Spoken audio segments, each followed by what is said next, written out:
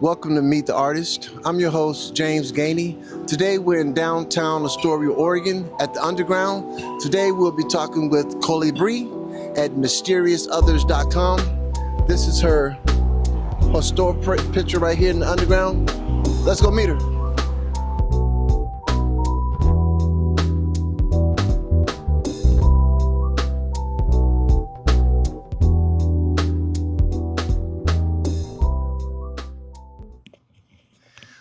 Okay, Colibri, I want to thank you for taking time out of your day to sit down with us and have a one-on-one conversation on Meet the Artist. If you would, introduce yourself to the people. And for the people that haven't discovered you yet, could you give us a little insight on the magical scene that you've created here in your space? Sure. Hi, I'm Colibri. Nice to meet you. Um, the space that I've created here is based off of a collection of work called The Mysterious Others, which is why I named the shop that. Um, it's a combination of inner child, nature, spirituality. The more that I kind of dove into what this collection means to me or what the shop means to me, the more I discovered that it's been there all along since I was a kid. So I grew up in a very chaotic environment, and I found safety in. I didn't really have much nature around because I grew up in the city, and but I would go around and name the trees that were in the neighborhood, and I would find little like in people's yards. I'd have like bushes I could like hide inside. I was just kind of a weird kid. And so I was always connecting with these, like in this other realm. And also my imagination was sort of like a sanctuary for me. So that combination of those things, like imagining these fantastical worlds and pretending I was going into portals to get, to find safety for myself. It was like I think sort of like a protective mechanism or something like that. Okay, Turned into this. So, so it's gotcha. kind of like creating beauty from chaos or creating beauty from pain or, it's that kind of idea, I Well, think. you definitely have done that. To touch on the name a little bit, was the name always there? Was that something that had to keep coming back to you in order for it to stick? The Mysterious Others was not. I didn't name them until um, looking online and kind of researching, trying to figure out how to like brand or whatever, like to be able to present yourself as an artist. You have like different ideas that people will say. Branding is one of them, right? So like naming the collection or kind of naming the line and all that. And so I hadn't even intended on focusing on them as a collection. I noticed that throughout my sketchbooks, they were always appearing. They were kind of just always there, like in the periphery in a sense. And something, I think it was mostly intuitive. They kind of like called me, were like, hey, look at us, focus on it. And so I was like, well, now I have to name them. So it just, yeah, I just threw out all kinds of different things, thoughts that came to my head and ideas, and Mysterious Others is what stuck. From that, so do you think your process is organic, or do you have to feel something emotional, or hear a different song, or is it organic from the way you create your characters? It's a combination of things. So when I was 7, I was in class. It was a very specific moment, drawing Joshua Giraffe from a Raffi song this teacher was playing, and in that moment, I knew I loved to draw. So I had that connection with drawing already, like, and it was also like a combination of like I was being seen in that moment because before that moment, I think it was just again, it was very I had a kind of a hard childhood, and so I always kind of felt invisible or felt safer if I was invisible. But in that moment, the kids were like, "Oh, that's so cool," and the teachers were like, oh. And so I was like, "Whoa, I think I kind of like this, and I like this drawing thing." So again, it was like a thing that I kind of got obsessed with. And then when I was 9, I was like, "I'm gonna make cartoons when I grow up." So drawing is it is organic in the sense that it's something I do, like almost like a self-soothing thing or like a, you know, therapeutic type of thing in a Hmm. way. But yeah, it engages my imagination. So it's almost I describe it to people like it's like breathing for me. I just draw. Drawing is my main thing. Um, my sketchbooks are also like journals because I write a lot as well. So I combine those two things. And so yeah, it's just like a something I do, like walking or breathing. So in that sense, it is organic. Um, but there's definitely an element of emotions or like music is really big for me too. So the combination of those things, there's a combination of elements, like beyond just the organic element of it. Yeah, if I'm emotional or like just, it has been a way also for me to communicate. So communicating my emotions and processing them through my art is definitely that's a thing. Yeah. Gotcha. So you said early on that you knew that you wanted to be an artist. Hmm. At what point did you know that your art was no longer a hobby for you? Um, that's a good question. I honestly, I don't think I think in that moment when I knew I wanted to make cartoons for a living, I grew up, I took it very seriously. Like I was obsessed. I drew. I was always copying my favorite cartoon characters. I felt like I had, to be honest, it's really funny to say, but like as a kid, I wanted to make cartoons to be able to communicate with other kids, to like help them feel not so alone, or like be able to like send messages to Hmm. other children. Right, So right. I think at that moment it felt like it had a purpose. Like I never even crossed my mind that it would be a hobby to begin with. So I pursued it obsessively. When I got out of high school, I started looking for jobs that were art related. I got my first job that was art related as a caricature artist Mhm. when I was about 20, and I still draw caricatures professionally. But that was like the closest thing. I was like, okay, well, I'm making cartoons for a living, basically. You know, like it wasn't animation, Right. and I kind of dropped the idea of animation because I didn't want to draw the same thing over and over, like slightly different. You know, back in the day, it was 2D animation. Um, so yeah, so I kind of just out the gate was like kind of like trying to be professional about it. Even before I got that job, I was like crafting and had my stuff on consignment at shops and stuff like that, as a teenager. So So how do you think you've grown from that moment to now in how you approach your process? mm, um I've learned so much. I'm still learning. Like this shop in itself has been a huge learning process. It's the first time I've had an actual brick and mortar shop. Hmm. I've had stuff on consignment. I've done markets and booths. So it's a constant learning process. So yeah, I've come a long way, and I'm still learning. Yeah, just in so many ways. Really. Speaking of the shop, how long have you been in this location? I celebrated my 2-year anniversary last October, so we'll be about 3.5 years Congratulations. soon. Yeah, That's thank you. huge. Yeah. Is that an ongoing learning process of having your own storefront? Oh yeah, big time. Yes, What are- what so are, many ways. what is one of the most thing? What is the biggest thing that you're still dealing with or trying to figure out? My one of my biggest things is being seen. Actually, like getting to for people to know that I'm even down here because it's a weird location, right? It's underground. Um, there's the one sandwich board up top, but there's another store that they kind of it's like tough to like coordinate with the other people down here sometimes. But yeah, I'd say like visibility, marketing, that sort of thing has been probably the most challenging. And I'm not a business minded person, so I'm not like I just don't, my brain doesn't really think that way. So sometimes, like, I'll have a discussion with people that are more business minded and be like, okay, well, I'm working on this, working on that.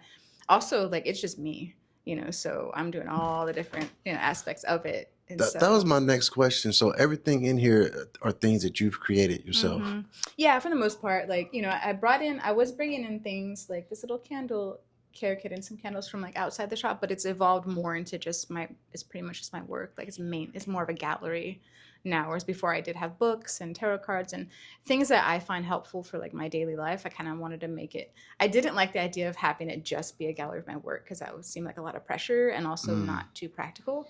But I haven't really been able to order stuff from outside the shop, and so it's kind of just grown into more of just a gallery, which is cool because people are still responding to it really well and almost like even buying more, like they're still buying the same amount of work and maybe even more because it seemed like maybe the other stuff was kind of detracting or distracting from. So yeah, it's just we'll Now, see. right? I noticed on your Facebook, I believe it was Facebook, you offer classes? Or you Yeah, I was teaching workshops, needle felting workshops over the winter. I wanted to, so when I originally got this spot down here, one of my good friends, so there's another entrance. So it's a big space on the inside, all connected, but there's a separate entrance over there. And he was opening a disc golf shop, but Mhm. then ended up not being able to do it. So then I acquired that space. And at first I was like, well, maybe I should have someone else come in, but then it's all connected inside. So it would have to be, it would be kind of tricky to find the right person that. And so I was like, well, I also wanted to have a space where I could teach classes that I love teaching. And so I also wanted like a community space. So I painted a mural in that other room and I teach classes in there. But I also wanted to be like a gap, like a third space. I really like the idea of having just a safe space for people to come and be creative and share ideas and stuff like that. So, Exactly. How important, because you mentioned a safe place, how important is it for artists to have a safe place to create and just to be themselves? I think it's hugely important. I think it's important for just humans in general.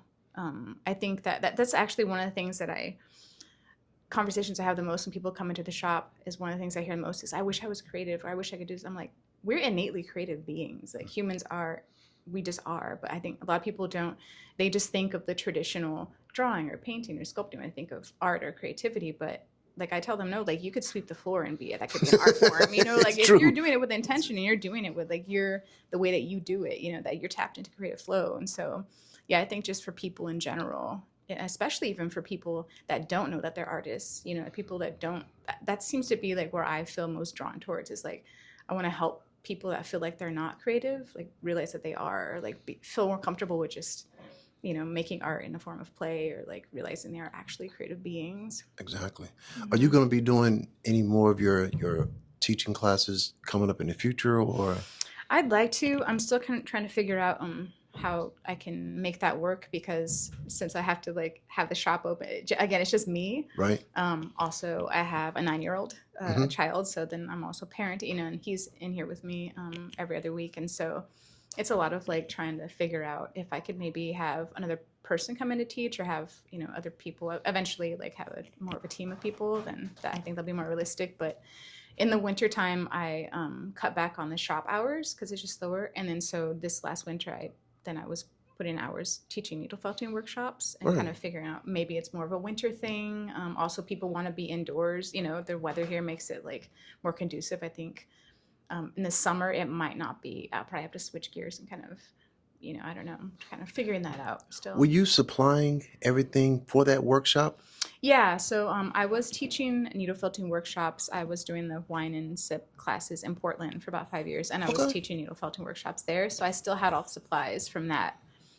So that was part of why, because I don't really use needle felting in my work so much anymore.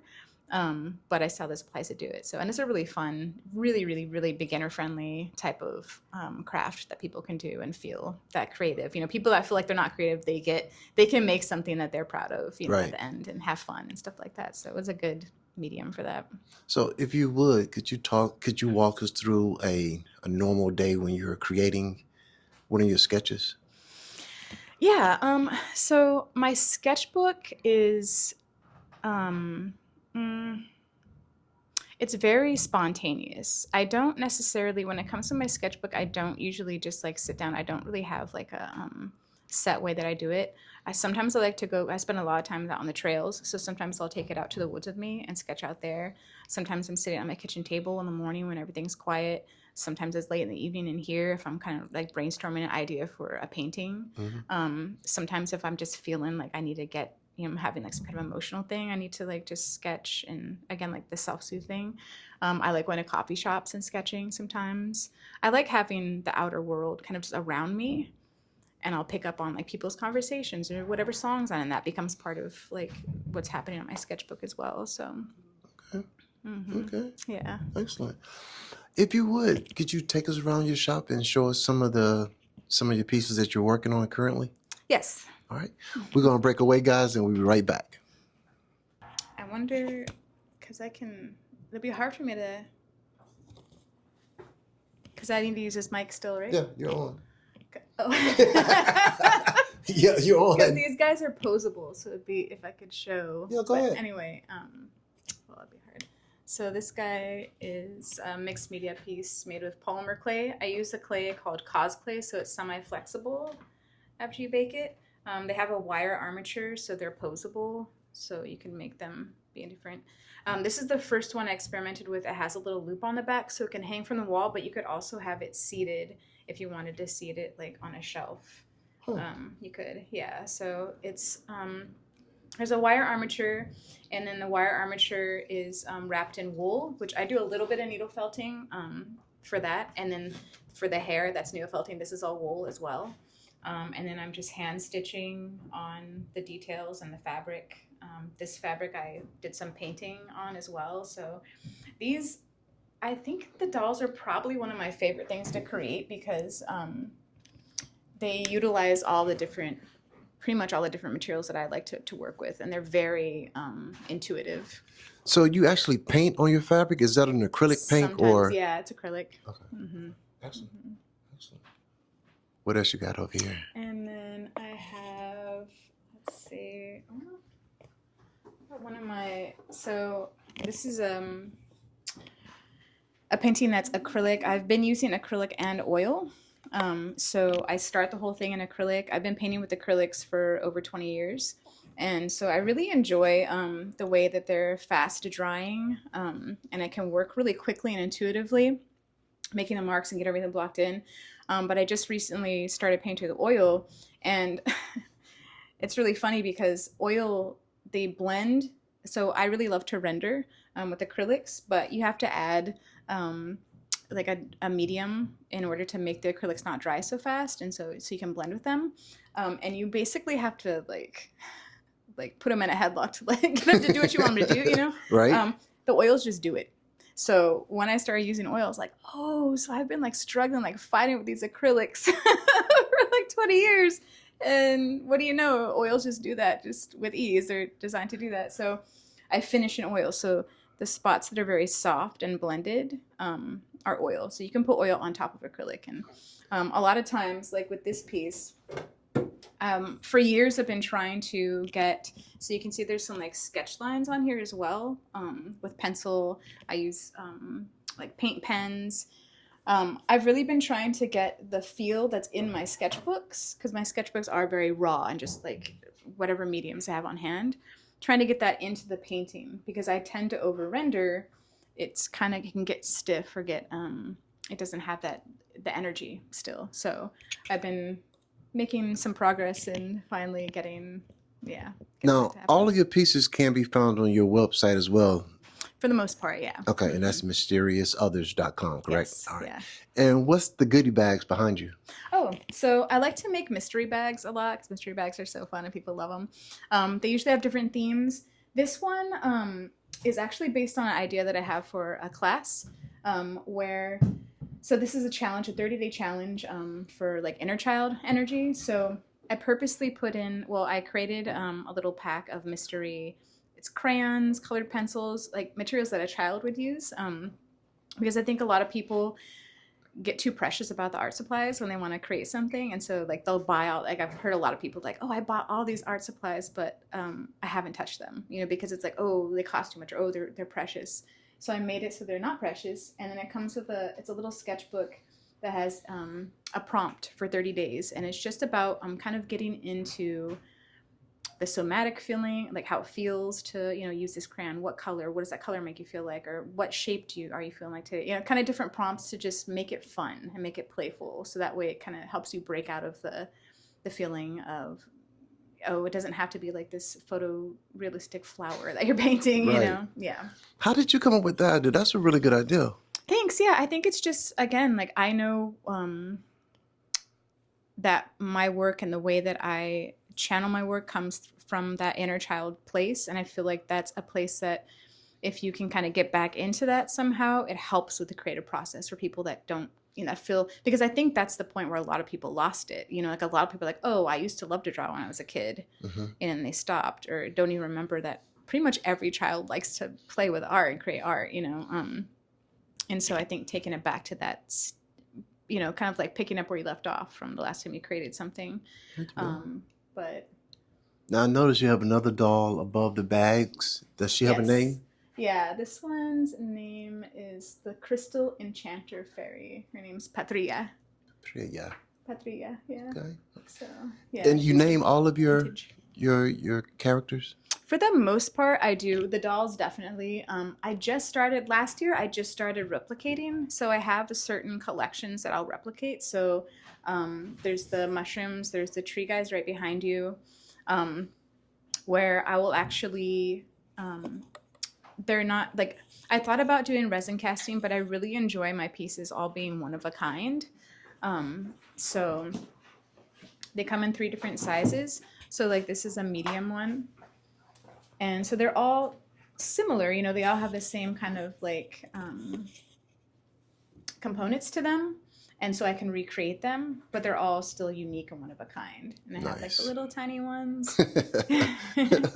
Yeah. Okay. Okay.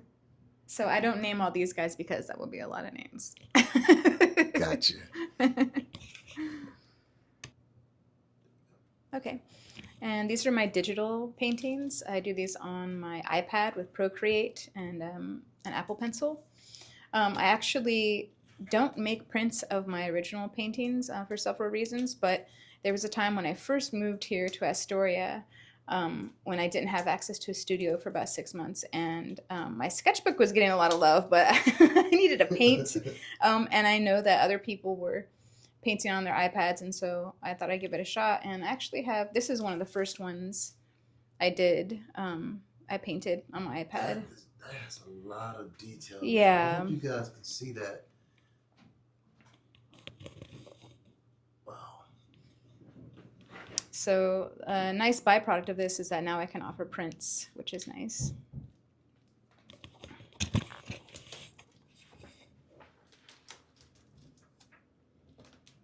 Yeah. Okay. That's another one of my favorites, one of my recent ones. Now, how long did it actually take you to do that? They generally take, I want to say probably about 3 or 4 hours. It depends. Some of them can take closer to 6. That's how my paintings are as well. I mean, all my work is that way. Some things just flow out really easily and they don't take long at all, and other things I kind of struggle with a bit. You know, they kind of like fight me a little, or we're having, you know, I in my experience, I feel like when you're creating a piece, it's more of a conversation, like something, you know, an idea wants to come through, and then it's like, okay, this is how I'm kind of envisioning it, but then it also has its own, you know, interpretation. like voice. Exactly. Yeah, and so it's like it's a conversation that you're having with that piece. So some of them we might like spar a little bit from before it comes Exactly. out. But, yeah. Are these postcards or? Yeah, these are I called them message cards because they just have these little kind of like affirmations on them. They're just photos I've taken from around town, my explorations outside town. I personally find it helpful to have these kind of like reminders in my environment. So, you know, like choose love, or the shadows need your light. Like those kind of reminders, I think, are just like kind of like positive, you know, affirmations are just like nice things you could have. So you could frame it. I made them heavyweight enough though that you could write a little note on the back if you want. And these are your actual photos? Mm-hmm. Okay. Okay. And this little guy right here? Yeah, he's the last of. There was 4 of those altogether. He was part of a show at a gallery in Portland called The Blind Insect, where I had some of my work there for quite a while, and it was my first attempt at conveying finding peace amidst chaos. Creating chaos intentionally is actually surprisingly hard to do.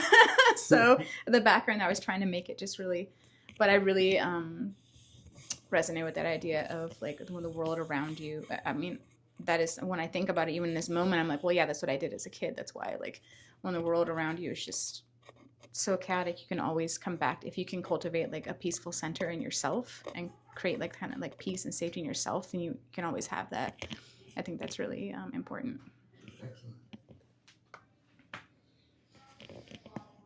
So this is my oil painting station. I'm currently working on this piece. This is one of those pieces that I've been sparring with.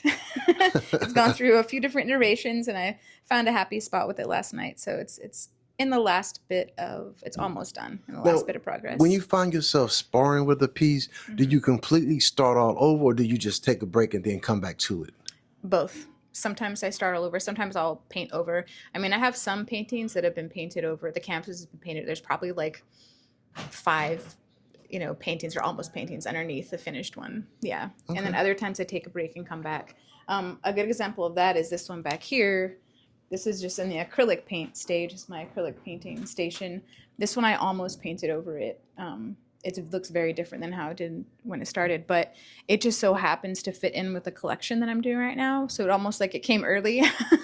And And yeah, I don't know, something didn't let me paint over it, and now I'm happy with how it's turning out. And what is this guy's name?